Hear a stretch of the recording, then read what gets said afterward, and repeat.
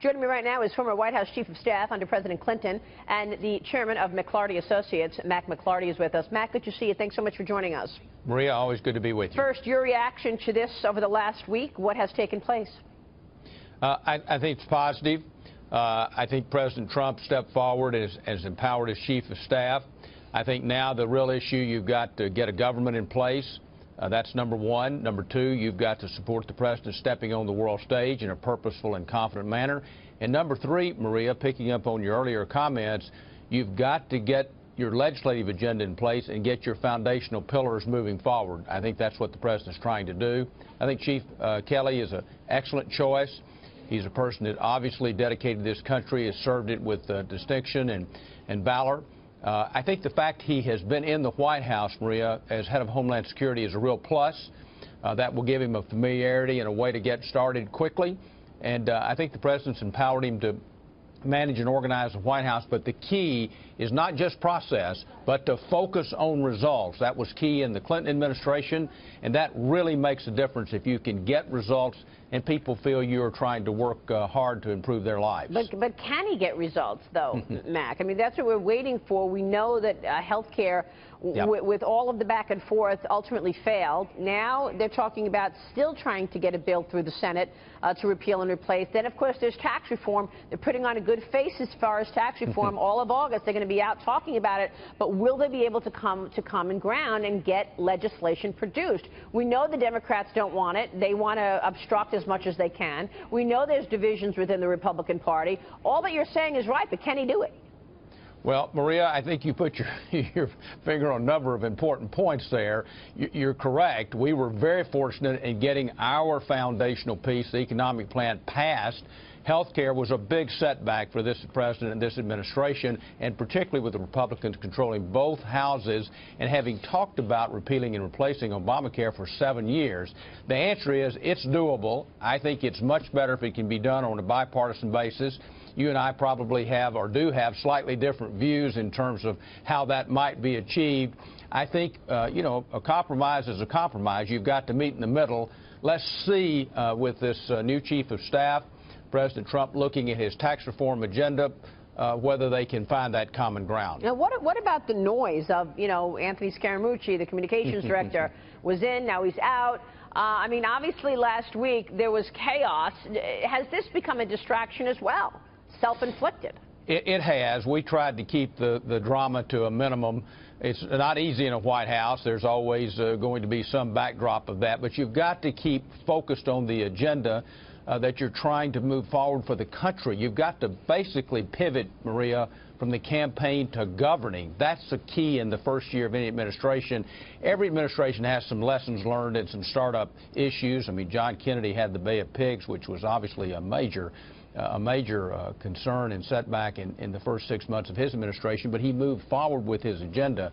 So I think, again, the soap opera is good for some things, but it's not good for the American people in terms of governing. This administration, this president needs to look outward in terms of getting results for the American people. Yeah, because there's not a lot of help inward. I mean, Fox News has confirmed now that Attorney General Jeff Sessions will hold a press conference on Friday on intelligence leaks. Now, the president has previously called on the AG to be tougher on the issue. What action do you expect Attorney General Sessions to take in terms of these leaks? What should he be doing? Maria, we've discussed this before. It's a very serious issue. And I'm glad to see the Attorney General addressing this in a serious way. I think a thorough review of any of these leaks needs to be conducted in the right way, a review that has credibility, that isn't viewed as political. So let's see what he has to say, but I think he's taking the right steps, identifying the issue and addressing it. Let me ask you, Mack, because then there's the Democrats and what they're facing. I mean, they're going to need more than just obstruction, right, to get votes. I agree. They're going to need more than just stopping President Trump from getting his agenda through. They tried to come out with a message a week and a half ago, a better plan. That really didn't resonate. But what do they need to do to get the American people to think, okay, well, maybe they're the party to govern and to try to get them voted in next year?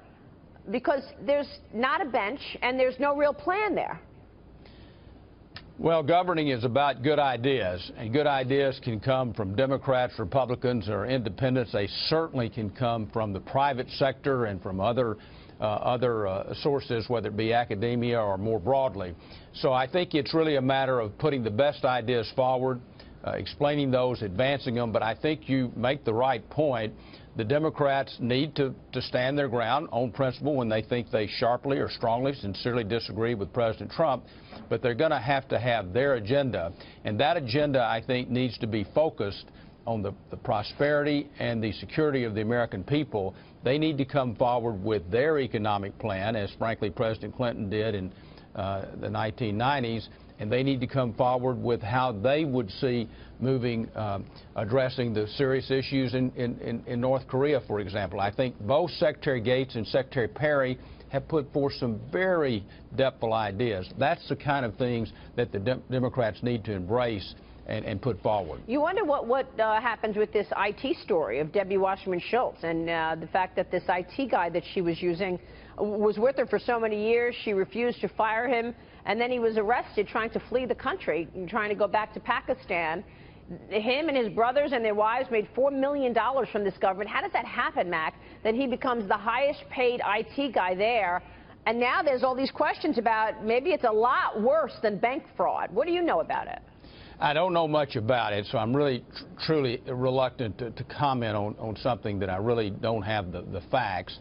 Maria, look, you're going to have these kinds of controversies, allegations, and potential deep concerns in politics and business, and they need to be, frankly, identified, rooted out, addressed, and reviewed in a proper, even-handed, but very proactive manner. That's what needs to take place on any matter like this, whether it be Republican or Democrat. But the real issue, Maria, we need to focus on the major issues of the day, both internationally and domestically. That's where this White House and this president needs to be focused and not get distracted on partisan politics, in my opinion. Yeah, it's a great point. We'll see if General John Kelly helps him do that. Mac, good to see you, sir. Thanks so much.